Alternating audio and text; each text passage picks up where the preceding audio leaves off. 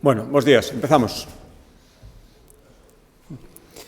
Empezamos entonces. Bueno, bos días e disculpas, vamos un poquinho máis tarde, como sabedes, coincidía Consello da Xunta con sesión parlamentaria e esa é a razón de ter tardado un poquinho máis. Por lo tanto, empezo xa, como sempre, dando conta dos asuntos máis importantes tratados e acordados hoxe no Consello da Xunta de Galicia. O primeiro ten que ver co balance feito polo Consello da Xunta de Galicia da posta en marcha, dende a súa posta en marcha todo o día de hoxe, da estrategia Retorna que impulsa a Secretaría Xeral de Emigración, que ten, como saben, a intención e o obxectivo de axudar e promover o retorno dos galegos que están no exterior, tanto aqueles que tiveron que emigrar nas datas que foran, como especialmente os seus descendentes. Se puso en marcha no ano 2018, xa digo, coa intención, ten moitos flancos, a intención principal era facilitar a aqueles que quixeran regresar a Galicia,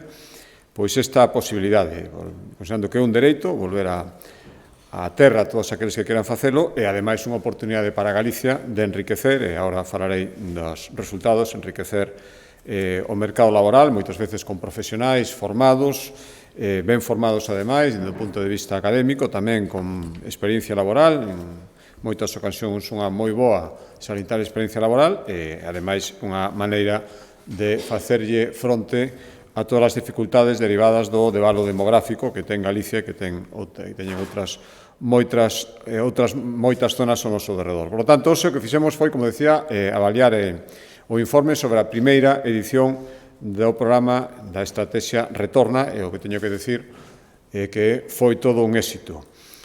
Facilitou o regreso de máis de 28.000 galegos e galegas de 40 países de todo o mundo, onde estaban, onde emigraron eles directamente ou principalmente, sobre todo a América Latina, os seus descendentes. Por tanto, isto, ao final, permite que Galicia siga a medrar en población. Ese é o reto e o problema demográfico que temos tendo en conta solo os que aquí vivimos. Por tanto, por darles un dato, no primeiro semestre do ano 2022, o máis recente, se acadou o maior saldo migratorio positivo da nosa historia, 12.700 persoas máis as que viñeron que as que se marcharon. E, ademais, conseguimos o rejuvenecemento da poboación. Por darles outro dato, o 80% das persoas que retornan, o 80% teñen menos de 65 anos e máis do 50% teñen menos de 45 anos. Hai outros moitos datos que están neste balance xeral que hoxe veu o Consello da Xunta de Galicia, que está a súa disposición, pero como conseguimos todo isto? Bueno, pues unha serie de medidas específicas e con investimento de recursos. Con 25 millóns de euros se puso en marcha o portal, unha serie de medidas. A primeira, poñer en marcha o portal Retorna, unha web pioneira, para dar información, para dar asesoramento, que foi utilizado por moitas destas persoas que retornaron. Montamos tamén a Oficina Integral de Asesoramento e Seguimento ao Retorno. Máis de 11.000 persoas recabaron e obtiveron os servicios desta oficina.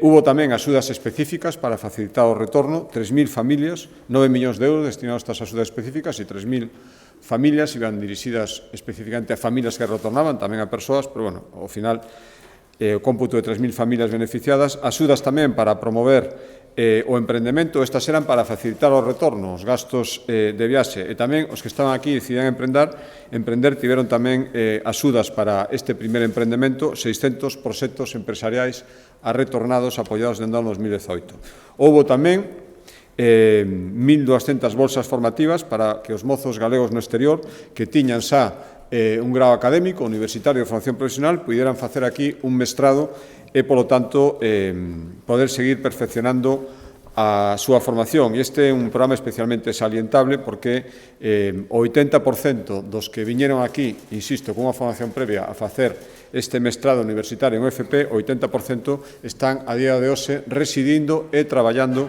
en Galicia. Por lo tanto, xa digo, son unha serie de cifras que o que acreditan que un programa satisfactorio que por aí, dende logo, a Xunta de Galicia vai seguir aproveitando a oportunidade que supón para a nosa comunidade ter este vínculo tan especial coas persoas que emigraron e cos seus descendentes e que está dando estas cifras e outras moitas que creo que son francamente positivas e que, já digo, están 25 millóns específicos da estrategia retorna, pero isto son moitas medidas transversais, ao final afectan a todas as consellerías, hai moito máis recursos investidos e, dende logo, unha liña estratégica do Goberno que está dando moi bons resultados, que nos están preguntando as outras comunidades autónomas pola súa marcha e pedindo asesoramento, dende logo, por aquí imos seguir sin unha dúbida. Cambiando de área de Goberno, a Consellería de Infraestructuras propuso, estuvimos vendo, aprobamos un plan para destinar casi 28 millóns de euros para seguir, porque isto xa se empezou, pero ahora se vai facer, lóxicamente, con esta cantidade de cartos, un empuxo importante para mellorar a calidade, accesibilidade e seguridade das paradas de autobús que están nunha comunidade autónoma tan dispersa como a galega, espalladas por todo o territorio. Imos actuar sobre máis de 1.100 paradas, concretamente, de autobús nas que están ubicadas nas estradas autonómicas. Xa digo, isto responde a un programa que empezarán a licitarse as primeiras obras no mes de marzo e que ten 4 tipos de actuacións, 4 tipos de obxectivos. Primeiro, conseguir que as paradas estén no mellor lugar tanto para os usuarios como para os transportes que os teñen que recoller e deixar, rectas con boa visibilidade, iluminación, próximas a sendeiros, por tanto, todo isto hai que facer un traballo de localización e moitas veces de cambio de emprazamento. Despois, un traballo sobre as propias paradas, marquesiñas, postes, bancos, moitas veces un traballo de mellora do que xa existe, materiais sustentables, mellorar a iluminación, en fin, todas esas cousas. Terceiro, mellorar a accesibilidade, garantir que todas son accesibles para maiores, ramplas de acceso, información en braille, pavimento podotáctil, é dicir, para todas as persoas que sexan accesibles e, por lo tanto, as podan utilizar, tamén na información que dan. E, por último, unha parte importante para mellorar a seguridade das paradas, eliminar e manter sempre a vegetación que este próxima en estado de limpeza, e mellorar tamén o que decía antes, a iluminación. Hai que facer moitos traballos para mellorar a iluminación e moitas veces trasladalas de sitio para que estén en rectas e en lugares onde non entrañe ningún perigo a súa utilización. Xa digo, son 28 millóns de euros para actuar en 1.100 paradas, que son prácticamente, non todas, pero unha parte moi importante das que existen nas estradas autonómicas de Galicia.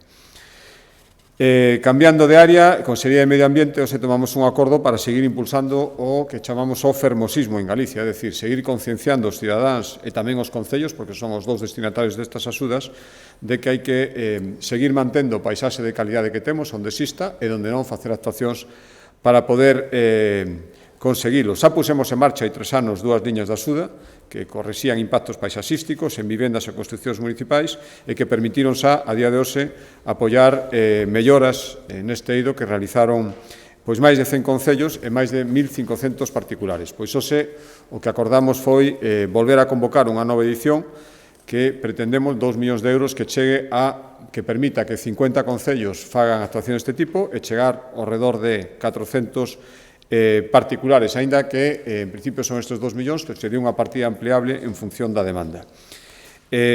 Os propietarios particulares poden recibir ata 3.000 euros para facer melloras e os concellos ata 40.000. Esta nova convocatoria incorpora máis unha serie de melloras, se van simplificar moitos trámites para poder solicitala. No caso dos particulares, imos centrar a posibilidade de axudas nas 3 actuacións que máis foron demandadas nas anteriores edicións, mellora de fachadas, mellora de cubertas, mellora de acentamento de muros de peche.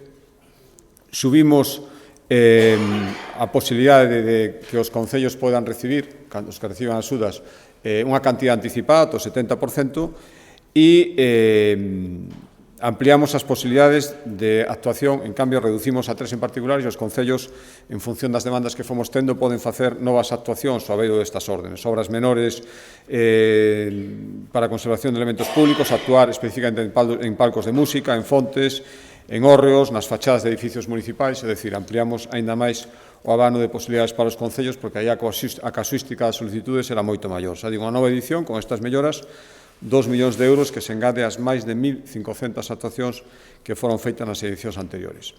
Seguindo tamén na Consellería de Medio Ambiente, ten que ver tamén coa promoción dunha paisaxe en equilibrio, unha paisaxe sustentable, O sea, acordamos, dimoslle visto bo, estará a disposición en datas próximas do manual de boas prácticas en solo rústico. O solo rústico, 93% do solo de Galicia, por lo tanto, é moi importante ter claro, sobre todo que os cidadáns teñan claro que prácticas están permitidas e cales non neste tipo de terreos, porque ás veces se siguen suscitando moitas dúbidas. De feito, este manual de boas prácticas está feito en base ás consultas, aos requerimentos, o que trasladan, sobre todo, os cidadáns querendo saber o que se pode facer e o que non. Por tanto, o que imos facer con este manual? Pois dar a coñecer a normativa en materia urbanística de forma sinxela e accesible, en solo rústico, explicar cunha linguaxe clara e accesible e entendible, como decía, cales son os usos e actividades que se poden realizar, cales non se poden realizar, cal é, por tanto, o procedimento para executar pois o que se pode facer neste tipo de chan,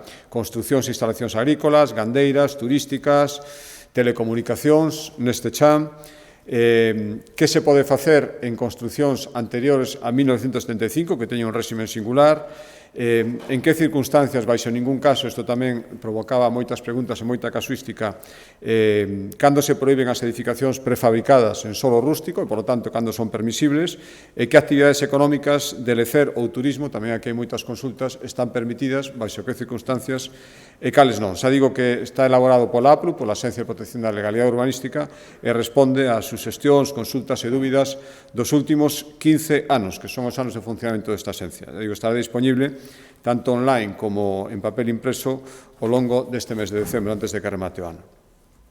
Cambiando de Consellería, en Medio Rural, volvimos a aprobar, non é unha orden nova, a convocatoria para os anos 2023 e 2024, 4,4 millóns das axudas para fomentar a elaboración e comercialización de produtos vitivinícolas en Galicia. Se poden acoller, como outras ocasións, empresas, organizacións, asociacións de produtores, van destinadas, teñen un amplia vano de posibilidades, custes de construción ou mellora de inmobles dedicados a estas actividades vitivinícolas, compra de nova maquinaria, equipamento informático para o funcionamento das empresas, tamén axudas para registrar ou patentar marcas de tipo colectivo relacionadas co sector vitivinícola, en definitiva, as axudas e finalidades que se veñen apoiando dentro do apoio decidido a unha industria fundamental en Galicia. Aprobamos ahora, unha vez que se aprobou o Consello da Xunta, se publicará no DOGA e se poderán pedir ata o 31 de xaneiro do ano que ven. En materia de turismo, aprobamos tamén unha nova convocatoria de axudas importantes que nestes últimos anos, ademais, están tendo unha especial aceptación e, ademais, están valendo, eso din os beneficiarios para esa nova imaxe que está detrás, en gran parte, ese novo concepto de turismo, detrás, en gran parte, das cifras turísticas que imos ter este ano e que esperamos ter as seguintes. Por lo tanto, aprobamos unha convocatoria para destinar casi 8 millóns de euros, 7,8, axudas destinadas a hotéis, pensións, albergues, apartamentos turísticos, casa de turismo rural, para facer obras de eficiencia enerxética. Ten que ser en edificios completos. Se pode chegar a financiar ata o 90% das obras cun máximo de 150.000 euros. E os inmobles, aparte de actuarse sobre edificio completo, teñen que ter unha antigüedade anterior a 1 de xaneiro do 2007. Que se pode facer con estas axudas? Pois todas as actuacións que estén dirixidas a reducir o consumo de enerxía non renovable como mínimo nun 30% neses edificios e que, ademais, permita con estas obras mellorar a cualificación enerxética do edificio, polo menos unha medida na escala que hai para medir as emisións de dióxido de carbono. Por tanto, ten que haber unha mellora obxectiva. Tamén as aprobamos hoxe, se publicarán no DOGA e se poderán pedir ata o 30 de marzo do ano que ven.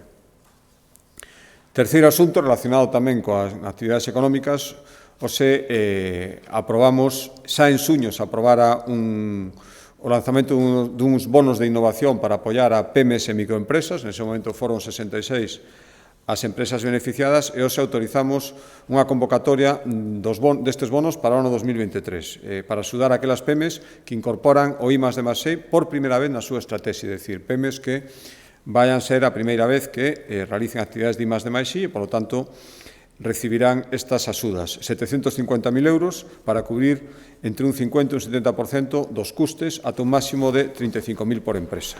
E a novedade, ademais, é que ata agora era para PEMES e microempresas, tamén poderán solicitalo as entidades do terceiro sector que desenvolvan unha actividade económica.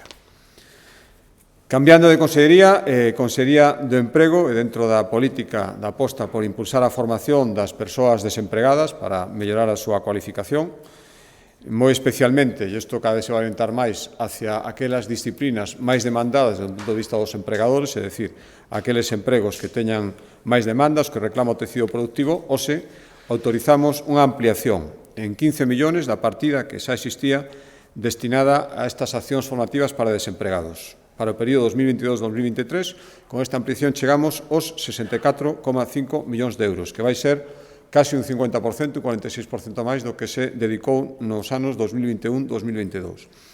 Entre esta ampliación e o que se estaba facendo, se van realizar 1.430 cursos de formación, se vai chegar a 22.000 persoas que poderán mellorar a súa cualificación. Están orientadas, lóxicamente, a persoas que estén en desemprego, en situación de desemprego ou nun ERTE, pero hai unha novidade. Se poden cubrir, sempre que non as pidan desempregados, ata un 30%, poden cubrir as traballadores que estén en activo, é dicir, que teñan traballo, pero que queiran, necesiten mellorar a súa cualificación para poder acceder a un mellor posto de traballo, a novos postos de traballo, digo, dentro destas, sobre todo dentro das novas demandas que hai nesa conexión entre demanda e oferta. Bueno, hai que decir que tanto na edición que agora se pecha, 2021-2022, o 60% dos alumnos que participaron nestes cursos logrou acceder ao mercado laboral. Por lo tanto, por esta senda temos que seguir, e xa digo que cada vez os orientaremos máis a relación entre o que pide o mercado e a formación que se dá para poder ofertalo. O 40% do orzamento xa vai destinado directamente a aquelas especialidades formativas, unhas poucas, que foron máis demandadas por parte dos traballadores ou que fixeron máis ofertas de emprego no período que ora remata. Un 40% mínimo, veremos como vai evolucionando, e se poderá subir máis. O ideal sería chegar ao 100% e conseguir consugar o que ofertan as empresas co que a xente desempregada ou que quere mellorar a súa formación demanda. Este é o obxectivo e esta é a razón destas axudas e deste aumento que experimenta. Seguindo, en materia de emprego, a Consellería de Emprego aprobamos hoxe a creación dunha rede nova, 136 profesionais, para desenvolver tarefas de orientación laboral. Xa existen orientadores laborais en Galicia, básicamente están nos concellos, son persoal dos concellos, teñen unha subvención importante por parte da Xunta de Galicia, pero son persoal municipal, pero como queremos seguir ampliando estes servicios, hoxe aprobamos poñer en marcha un servicio propio e permanente de orientadores laborais. Xa dicía, 136 profesionais, que vai supoñer, entre outras moitas cousas, que se incremente un 25% o persoal das oficinas de emprego que ten distribuído a Xunta de Galicia nas 4 provincias. 5 millóns de euros supón este programa e está enmarcado dentro do proceso de modernización dos servicios de emprego autonómicos que, por exemplo, supuseron investimento importante en infraestructuras. No ano 2023 imos seguir millorando e modernizando físicamente as oficinas de emprego, 3,3 millóns, e seguiremos digitalizando estas oficinas e seguiremos incidindo na formación do persoal. E, ademais, unha cousa moi importante, crear un distrito único, é dicir, que calquera persoa que fa unha oferta de emprego, que este buscando traballadores para os postos que ofrezca, poderá presentar a súa oferta en calquera sede con independencia do ámbito territorial onde estea, onde se vai a desenvolver o traballo. Isto é un avance importante, ata agora non era posible, e esta creación deste distrito único o fai posible, sen dúbida vai supoñer un adiante, unha ventaxa importante. Penúltimo, quedan 3 asuntos, penúltimo asunto en materia non sanitaria, os 2 últimos son en materia sanitaria, e o estudio o Consello da Xunta de Galicia coñeceu o estudio encargado pola Xunta de Galicia respecto da delimitación competencial entre entidades locales e administración autonómica. Bueno, coñecían, falamos a semana pasada, excepto a Federación Galega de Municipios e Provincias presentou ao seu presidente hai uns días un estudio que teño que dicir que a día de hoxe ainda non coñecemos, no que se facía unha delimitación competencial e se establecía o que, a xuicio dese estudio que presentou o presidente da FEGAM, eran competencias autonómicas e competencias locais. Bueno, quero recordar que no ano 2020 a Xunta asinou un convenio, despois de acordalo coa FEGAN, aínda que despois a FEGAN descolgouse, un convenio coa Universidade de Santiago para realizar un estudio de delimitación competencial no ámbito da administración local. Decía, bueno, coñecen, a FEGAN finalmente decidiu desvincularse, preparou ese documento que, insisto, aínda non coñecemos, e hoxe ten unha comparecencia ao vicepresidente segundo no Parlamento de Galicia, pola mañán sobre este asunto, entre outros, e pola mañán o Consello coñeceu os extremos máis importantes deste estudio.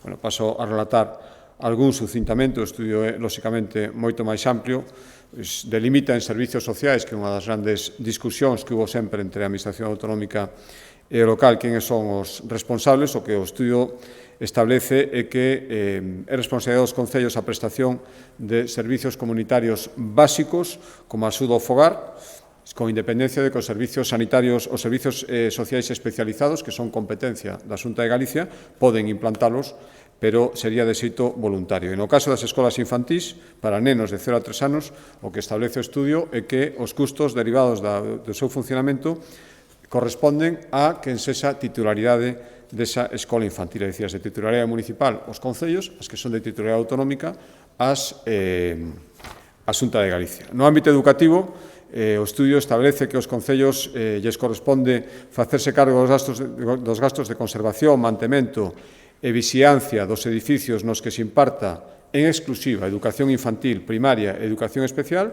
e a Xunta tendrá que responsabilizarse en exclusiva destes mesmos custes nos centros que impartan secundaria, bacharelato e formación profesional. E nos centros onde haxa impartición mixta, os chamados centros integrados, o reparto dos custos é en función da superficie adicada a cada nivel formativo. Respecto ás obras de mellora nos centros educativos, eses corresponden en exclusiva á Xunta de Galicia, aínda que a competencia dos concellos hai certos custes, como o servicio de limpeza e o gasóleo, eso entraría dentro de conservación e mantemento. Eso é certo que en moitos casos están sendo asumidos en todo en parte pola Xunta de Galicia. Son gastos de conservación e mantemento, serían dos concellos, están sendo asumidos pola Xunta de Galicia, xa digo, en parte, e as obras de mellora, todo o que obras de mellora, eso corresponde á Xunta de Galicia. O transporte escolar é competencia autonómica en todos os casos a centros públicos, e os comedores escolares formarían parte dos servicios sociais de titularidade municipal, aínda que en moitos casos a Xunta de Galicia está colaborando. Ámbito sanitario, por dares algo máis, xa digo que o estudio detalla máis. Os centros de saúde de carácter municipal, a Administración Autonómica ten a posibilidade e competencias para asumilos, de feito, se está facendo. A día de hoxe son moitos os centros que deixaron de ser de titularidade municipal. Digo porque isto incluso se discutía dentro da Administración Autonómica, a asesoría xurídica da Xunta de Galicia que sostivo durante tempo que non era posible esa asunción porque era unha competencia exclusivamente municipal. O estudio sí que é posible e, polo tanto, a Xunta de Galicia pode facelo, e así o estamos facendo. Igual que as unidades asistenciais de drogodependencia e titularidade municipal se poden ir absorbendo, existe esa posibilidade. No que respecta ao persoal, se pon un requisito. A integración poden pasar a ser traballadores da Xunta de Galicia, pero coa condición de que sexan funcionarios ou persoal laboral fixo. Eso é a condición para poder integralos, e que existan esas mesmas categorías que a día de hoxe existen na Administración Autonómica. Na atención ás emerxencias, algo xa coñecido, a lei do ano 2007, a Lei de Emerxencias de Galicia, establece que os servizos de bombeiros, salvamento e protección civil corresponde aos concellos, no caso de ter máis de 20.000 habitantes, e das diputacións se teñen menos, e se os concellos de menos de 20.000 non foran capaces de asumir en todo en parte eses servicios. O mesmo que os servicios de socorrismo nas zonas de baño. Todo isto está na Lei de Emerxencias. Bueno, hai, xa digo, estudio máis amplio e vai delimitando, sobre todo os casos máis polémicos, aqueles casos que deron e siguen dando máis obxecto de discusión. Por lo tanto, isto, xa digo, é un estudio, sobre este estudio, sobre esta base, ora correspondería empezar a facer esa delimitación, e tamén entendemos, eu entendo dentro da Xunta de Galicia, que corresponde unha negociación sobre esas bases legais. Supoño que agora, tamén sobre o estudio do que outro día falaba o presidente da Federación Galega de Municipios e Provincias, que, insisto, ainda non coñecemos, nos, por suposto, lle daremos traslado inmediato deste estudio á Federación Galega de Municipios e Provincias, unha vez que o coñeceu o Consello da Xunta de Galicia, que tamén participou na súa elaboración, porque, lóxicamente, foron consultadas as correspondentes consellerías.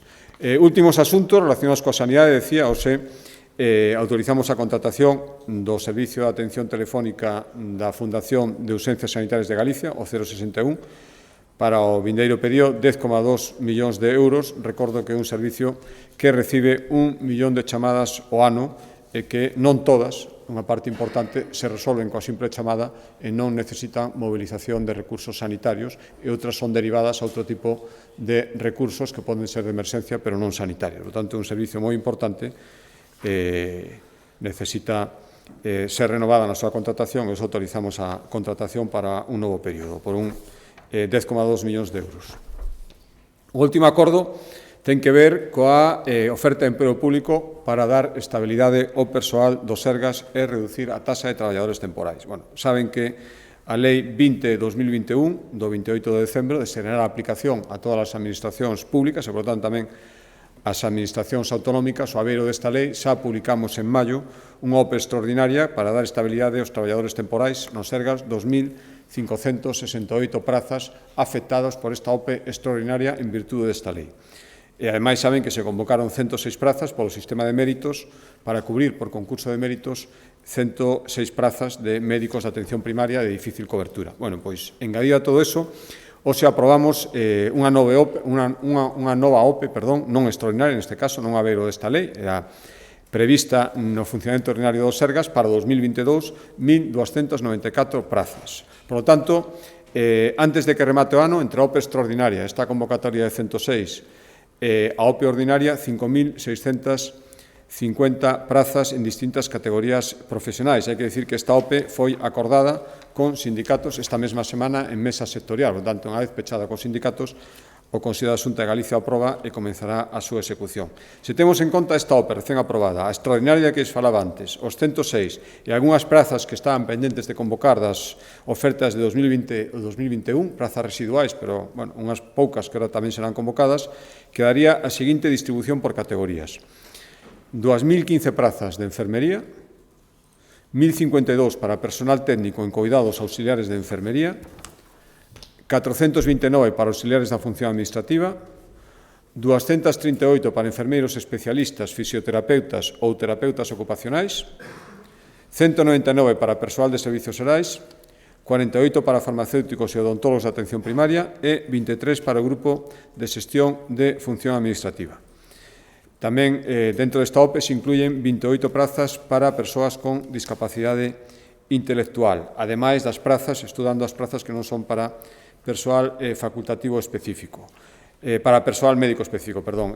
Bueno, pois con isto seguimos ese proceso de consolidación, ese proceso de mellora dos servicios públicos, tamén, por suposto, na atención sanitaria, que se está desenvolvendo, ademais, noutros eidos da Administración, e ese proceso de estabilización, de funcionalización do persoal laboral e, en definitiva, de ter unha plantilla na maior empresa de Galicia, que é a Administración Autonómica, homoxénea e con condicións retributivas e de traballo. Vemos que aceitadas unha administración moderna, todo eso se engade a carreira profesional que fomos desgranando e acordando en sucesivos consellos e todo o que ten que ver coa mellora e formación continua da nosa plantilla. Estos son os asuntos fundamentais dos que quería dar traslado e quedo, como sempre, a súa disposición. Sí, presidente, bons días. Días. Sobre esta oferta pública de empleo que acaba de comunicar, polo desglose que fixo das categorías, non hai plazas para médicos. Levan vostedes meses denunciando que non hai médicos en Galicia, que ese é o problema. Non sei por que non hai ninguna convocatoria de médicos nestas plazas. Non sei se pode explicar ou se que, bueno, eu entendí mal a convocatoria que estaba explicando agora. Tamén sobre sanidade, esta semana mantiveron un encontro cos colexios médicos de Galicia. Despois dese encontro, estás a falar da posibilidade de reordenar a atención primaria. Quería saber se nos pode explicar cal é a intención da Xunta, se van a pechar centros de saúde, puntos de atención continuada, ou en que consiste esa remodelación da atención primaria da que se está a falar dende o pasado mércores. E unha última cuestión, vimos de coñecer datos estadísticas sobre demografía. Ferrol é a única das cidades galegas que non medra en poboación, sino todo o contrario, que perde poboación. Hai algún plan por parte da Xunta para evitar que isto aconteza? Sí, un momentinho, perdón.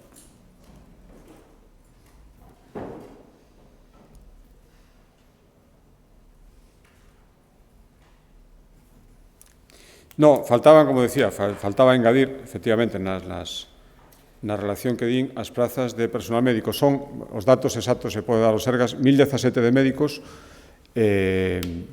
dos cales 192 son médicos de familia, de estabilización, aparte destos 106 que se fixo por carácter extraordinario polo sistema de concurso. Faltaban, se ven que a suma, faltaban eses 1017 médicos. De todos os xeitos, volvo a insistir, crear novas prazas de médicos de familia, cando o problema é que non hai recursos humanos para cubrir as plazas que agora mesmo existen, creo que o primeiro é resolver ese problema, porque senón se poden cubrir aquí en todas as comunidades autónomas as prazas vacantes agora mesmo. Outra cosa é a estabilización desas plazas, pero as plazas vacantes pois é moi difícil ofertar novas se non vai haber persoas para presentarse. Por tanto, primeiro cubrir todas as que temos antes de novas plazas, pero hai 1017 plazas de médicos nesta oferta de emprego público.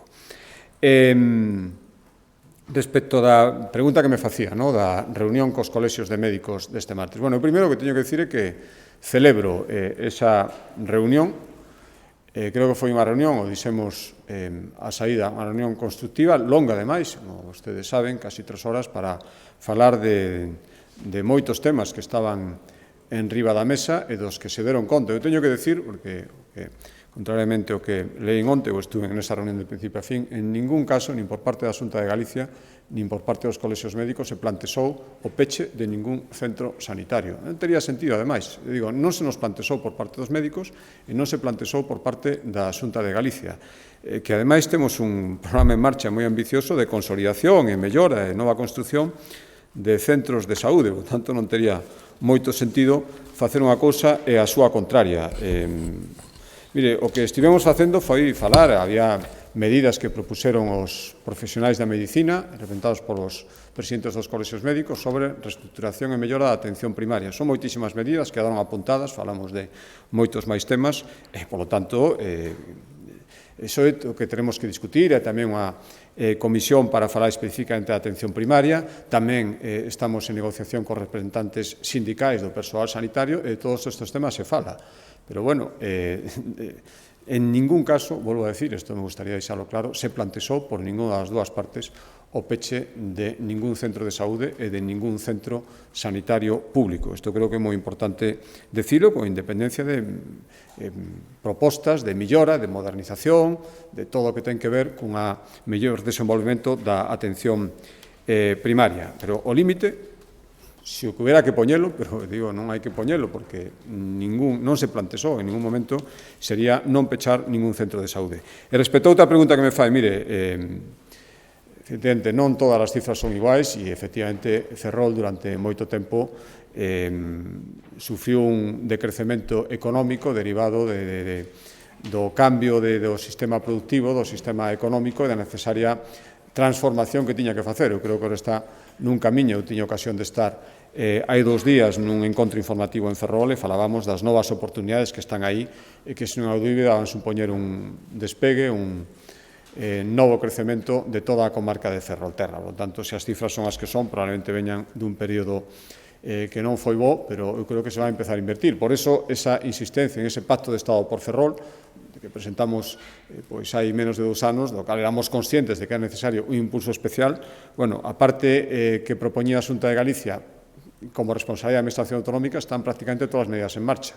Do Estado non tivemos nin a primeira resposta. Supoño que estas cifras lles moverán a pensar que tamén teñen que preocuparse e que todos os territorios son competencia de todas as administracións, non só dunha en concreto.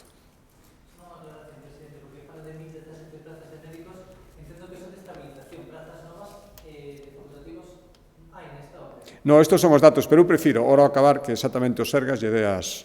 Porque son os datos que teño aquí, fondos que lle din conta, pero lle os datos exactamente de que clase son. Teño os 2017, ora lle aclararei a... Bo día. A Asociación Ecoloxista Adega denunciaba a finais da semana pasada, presentaba un anuncio ante a Fiscalía contra a Secretaría Xeral de Industria, a que acusaba, textualmente, de presunta prevaricación e malversación por eximir a Grinalia do pagamento de 11,7 millóns de euros. Entón, a cuestión sería, que opinas sobre esta denuncia presentada, e a seguinte, se vai a Xunta investigar este tema, como pide a oposición esta semana no Parlamento, a través de propostas que presenta. Grazas. Non, hai unha denuncia ante a Fiscalía dunha asociación e, polo tanto, a Fiscalía lle corresponderá a facer as actuacións que estime oportunas e vamos a ver en que resulta todo iso. En principio, expreso a miña máxima coindependencia de todo tipo de investigación que se poda facer en sede judicial, en sede de Fiscalía, en virtud dunha denuncia, a confianza na actuación dos funcionarios públicos e da Administración Pública Galega en xeral. Sí, con respecto ao estudio de as competencias municipais, hai algunha cuantificación de que coste estivo asumindo a Xunta e que coste os concellos, porque no de Afegam sí que había unha especie de sobrecusto que habían soportado os concellos, creo que de 100 millóns de euros. Outra cuestión que lle parece as críticas que verteu a ministra Montero sobre a campaña da Xunta no Congreso. Sí, bueno, sí, se fala de términos económicos, pero eu creo que ahora mesmo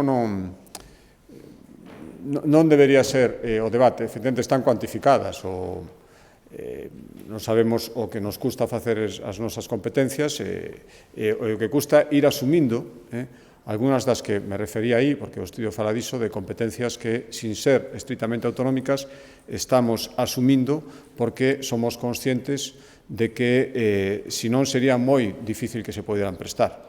Pero o marco legal é o que? Poño un exemplo moi claro. Todos os servicios de emerxencia, parques comarcais de bombeiros que existen, están sufragados en 50% pola Administración Autonómica. Eso ten un custe, son casi 500.000 euros que hai que aportar por funcionamento do parque vano, por lo tanto, aí tería unha cuantificación. Pero creo que entraron nos custos económicos, iso deberíamos facelo ao final. Primeiro é saber exactamente que lle corresponde a cada un e unha vez delimitado todo iso, ver o que custa o que estamos facendo, debendo facelo, e o que deberían facer outros, para chegar a acordos que moitas veces non suporá, por lo menos non vai supoñer por parte da Xunta de Galicia do que me dependa un traspaso automático desas competencias, arrélatelas como podas, porque isto non o teño por que estar facendo eu, porque iso probablemente levaría a paralización, a non prestación do servicio. Por tanto, eu creo que o debate debería ser outro. Adiantar cifras, entrar nunha guerra de cifras é moi complicado, porque entón podíamos entrar nas transferencias que se fan e non é obligatorio facer esas transferencias, nas convocatorias das axudas para que executen accións aos concellos que non habería por que facer se collemos a lei estritamente na man. Creo que o debate debería ser de outra maneira. Eu por eso lamento que, contrariamente ao que acordamos inicialmente, non chegáramos a un acordo único que nos permitiría despois establecer cantidades económicas. E respecto a... Pero, bueno, non desboto esa posibilidade. Coñecemos que hai un informe da FEGA, insisto, non o coñecemos no seu contido. Agora, ese informe da Xunta de Galicia se porá enriba da mesa e somos capaces de consultarlo e chegar a acordos, que eu creo que é necesario, e o que a xente, probablemente os responsables municipais e tamén aquí os responsables autonómicos esperamos. A pregunta, mire, eu creo que a actuación de onte na ministra, que prefire falar dunha campaña feita por unha comunidade autónoma, a galega, estou seguro, para non falar do goteo de rebaixas de penas e de escarcelación pola lei do sí e sí, da cal é impulsora, non responsable, porque o responsable do goberno fala ben as claras do que son cortinas de fume para non falar do que realmente é importante e como se perden os papéis cando ela mesma se debe estar dando conta do que está intentando. Por lo tanto, non colaborarei eu a aumentar o efecto de algo que é evidente que todo o mundo pode ver.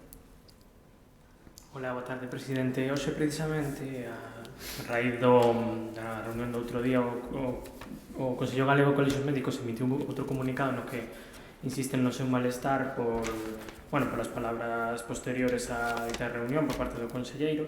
En todo caso, insisten en que eles non propuxeron pechar centros de saúde nin PAC, pero sí que o Consello Galego de Médicos aboga por reestruturar os servizos de atención primaria. Non sei se este servizo, en lugar de peches, implicaría algún tipo de concentración de servicios en centros de saúde e como se garantiría este reagrupamento, esta concentración, sen deixar outros centros sen prestar ese servizo.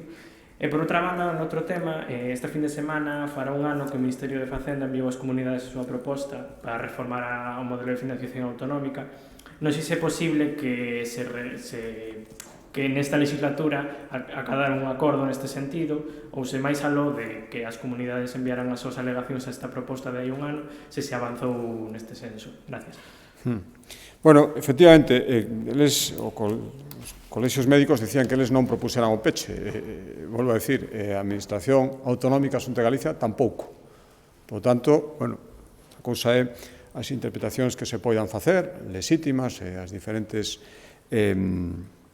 formas de entendelo, pero é que nin por parte dos colexios médicos, nin por parte da Xunta de Galicia, isto se puso en riba da mesa. Por tanto, estou de acordo en que non o propuseron, e estou de acordo tamén, non hai máis que escoitar as declaracións do Consello de Sanidade, que foi o que falou en nome da Xunta de Galicia ao rematar a reunión. O Consello de Sanidade tampouco, se falou de reestructuración, ademais é que xa se viña falando antes da reunión, se falou da posibilidade non só na reunión, que antes de reestructuración, pois é facer o mellor movimentos puntuais de reforzo en algún momento onde sexa necesario reforzalo, porque é máis necesario aí que en outros sitios, de movimento en algún momento de recursos humanos, pero sobre unha base fundamental, en eso estamos todos de acordo. Si se crean máis, se hai máis posibilidade de que se cubran esas vacantes, e iso pasa por que, bueno, que repito sempre, pero que é unha realidade, porque se amplíen as prazas de MIR para cubrir as vacantes que se están producindo por xubilación, entre outras cousas, non só por xubilación, por desplazamento aos servizos de urxencia, pois nada desto, por lo menos non sería tan urxente ou non sería tan necesario, se podría falar a un moito máis longo prazo. De todas formas, a situación é a que é, e estando, creo que todos concordando en que o ideal sería poder cubrir todas as vacantes, mentre non poidamos, poden proceder esas reestructuracións que supoñen pois movementos, en algún momento concreto habería que analizarlo porque as situacións tamén varían. Hai un momento en que se producen unhas vacantes, agora con estas coberturas das 106 prazas por ese concurso de méritos extraordinario que se vai repetir o ano que ven, todo eso vai variando, por lo tanto, en función deses movementos, pois se poden ir facendo eses tamén movementos de reestructuración temporal, pero, insisto, sin pechar eses centros. A segunda pregunta que me facía de población o que mandou o Ministerio a Ayumán. Efectivamente, nós celebramos no seu momento, o Ministerio de Facenda mandou un principio ou bases para empezar a falar da necesaria reforma da financiación autonómica, onde introduciu o criterio de poboación asustada. Nos o celebramos porque o que se estaba mantendo hasta ese momento por parte do Goberno Central era dicir que o criterio fundamental era o número de poboación. Eso, lóxicamente, perxudicaba clara e injustamente as comunidades autónomas que temos menos poboación, pero un coste maior de prestación dos servizos públicos precisamente pola dispersión, polo envellecemento, pola característica desa menor poboación. A poboación asustada empezaba a considerar esas características específicas e, polo tanto, celebramos. E o que dixemos foi que ese era o camiño, pero por aí había que seguir. Bueno, o tema é que non se seguiu e estamos con ese primeiro criterio. Vostede me preguntaba se eu creo que nesta legislatura se vai chegar a un acordo. Debido, a miña impresión persoal é que o Goberno Central non ten ninguna intención de nesta legislatura pechar o acordo. O galla que seguiremos avanzando o luns saben vostedes que tive un encontro co presidente de Asturias, Partido Socialista, onde coincidíamos absolutamente nestes temas. Por lo tanto, o consenso de varias comunidades autónomas, Declaración de Santiago de hai un ano, fai agora, tamén. Por lo tanto, aí hai unha base para empezar a falar e para empezar a negociar, sabendo que tamén os que sostemos a postura, as comunidades autónomas con menos poboación, pero máis coste de servicios, teremos que ceder. Ora, ceder supoñe que cedan todas as partes, non só unha, como algúns poden pretender. Por lo tanto, isto é o que hai. Comprendo que é un tema difícil, pero mandando un documento hai un ano e non tendo continuidade, pois o resultado é que pasou un ano e estamos como estábamos hai un ano despois de ter ese documento. Pero eu non renuncio, e volvo a decir que este tema hai que abordalo. E se estamos sempre en función de períodos electorais, sempre haberá un mal momento para iniciarlo. Boas tardes. Despois desta reunión xa citada co Consello de Colexios Médicos, está sobre a mesa tamén a proposta de flexibilizar, de facilitar que os médicos compatibilicen a actividade privada e a pública. A marxe de que isto é unha medida que tamén piden os propios colexios, como pode contribuir isto a mellorar a sanidade pública galega e como pode facilitar que se resolva o problema da falta de médicos e da sobrecarga que eles mesmos denuncian? Gracias. Sí, mire, eu lle explico. Isto é o sistema de incompatibilidades que existe a día de hoxe, existe só en dúas comunidades autónomas, que son Galicia e Asturias. Polo que teño entendido, non podo confirmarlo, pero lo que me decían, a verdade é que non lle preguntei ao presidente de Asturias, parece ser que Asturias estaba na intención, insisto, non podo confirmarlo oficialmente, na intención de modificalo. Por lo tanto, Isto hai que velo tamén dende o punto de vista da vertiente da sanidade pública. A día de hoxe hai profesionais da medicina que precisamente por esta incompatibilidade optan exclusivamente pola privada. Por lo tanto, se se abre a posibilidade de que poidan compatibilizalo, é previsible que existan profesionais que fan as dúas cousas e, por lo tanto, tamén estén na pública no horario que teñen que facer, porque terían que, por suposto, cumprir o seu horario na pública e, despois, unha vez cumprido o seu horario, pois poderían desenvolver unha actividade privada que ahora mesmo non poden facer. Por lo tanto, isto hai que verlo tamén desde ese punto de vista e hai que explicarlo para que a xente entenda cal é a razón e probablemente iso que levou a moitas comunidades autónomas a non ter en vigor esta incompatibilidade e isto é o que levou a Xunta de Galicia a considerar a posibilidade que así poida facer. Existe, agora mesmo, hai profesionais que estarán só na privada porque é imposible compatibilizarlo. Se se abre a posibilidade, é unha cuestión, xa unha opción personal, porque suporía cumplir a xornada na sanidade pública e despois, se o desexan, compatibilizarlo coa privada e, por lo tanto, podería ser unha posibilidade de recuperar profesionais para a sanidade pública. Si, eu quería abondar outra vez na cuestión. O comunicado do Consello Galego de Colexios Médicos pide a Xunta valentía para reorganizar os centros de saúde. Quería saber se a Xunta está disposta a facer esa reorganización e se pode darnos máis detalles de como sería, en que consistiría esa reorganización. Grazas. Sí, bueno, me parece maior valentía que insistir sempre en que se cubran as vacantes, que nos permitan cubrir as vacantes para ter desplegado a estrutura territorial de sanidade pública en Galicia como sería desexable, creo que iso é o primeiro. Creo que en eso está todo o mundo de acordo. A partir de aí, o que nos din os colexios médicos, estou de acordo, é que falemos de medidas para que, mentre non se cubran esas vacantes, poder garantir unha sanidade pública da maior calidade. Por lo tanto, iso é o que empezamos a falar. Non acordamos ninguna medida. Había unha liña vermella, iso quedou claro para todo o mundo, que, volvo a decir, era o non peche dos centros que existen. A partir de aí, pois, lóxicamente, en algún momento haberá que priorizar, redistribuir temporalmente en función de todo iso. Bueno, para iso, lóxicamente, son medidas nas que corresponde tomar a Xunta de Galicia, pero no maior consenso, porque, volvo a decir, isto non hai que falalo única e exclusivamente, hai que falalo con todos aqueles que entenden e teñan algo que decir. Os colexios médicos o son, pero as organizacións sindicais coas que a Xunta de Galicia, digo do ámbito sanitario, teñen unha relación constante, acabamos, decía, de pechar as OPEs, de pechar moitas condicións desde o momento do traballo, tamén, e, por lo tanto, avanzaremos nunha modernización continua, e que recordo que hai unha comisión específica que ten moitas medidas sobre iso, non só medidas de cobertura de plazas, non só medidas de reorganización.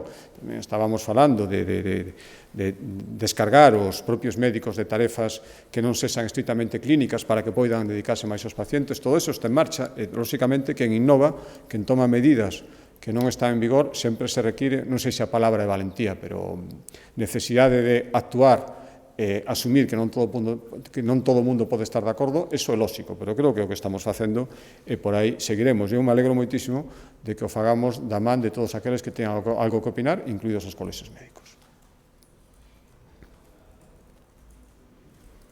Moi ben, moitas gracias.